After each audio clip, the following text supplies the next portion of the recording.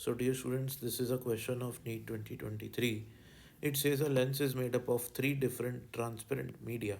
तो एक मीडिया ये है, एक अलग मीडियम ये है, अलग अलग मीडियम ये भी अलग है. तो तीन अलग अलग मीडियम से एक लेंस बना हुआ है.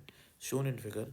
ऑब्जेक्ट ओ इज प्लेस, तो उसके सामने एक ऑब्जेक्ट ओ रखा हुआ है बियॉन्ड 2f से पीछे. How many real images will be obtained on the other side. तो इस साइड पे कितनी रियल इमेजेस ऑब्टेन्ड होंगी हमको पता लगाना है. तो देखो, हम अपने लेंस मेकर फॉर्मूला पढ़ा है.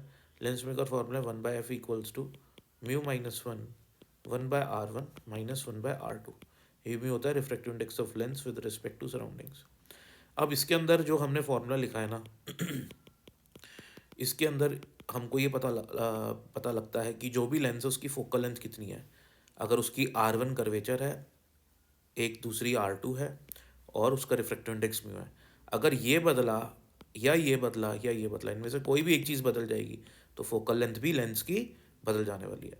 अब अगर मैं लेंस के इस वाले पार्ट की बात करूँ बेटा, तो इस वाले लेंथ के लिए रेडियस ऑफ कर्वेचर तो R1 R2 ही है, लेकिन रिफ्रैक्टिव इंडेक्स कुछ और है, तो इसका फोकल लेंथ इस वाले पार्ट का कुछ और होगा. सिमिलरली इस वाले लेंस का वही रेडियस ऑफ कर्वेचर तो R1 R2 है, लेकिन रिफ्रैक्टिव इंडेक्स कुछ और है, तो फोकल लेंथ इस वाले पार्ट की कुछ और होगी. एंड सिमिलरली इस वाले पार्ट की भी कुछ और फोकल लेंथ होगी.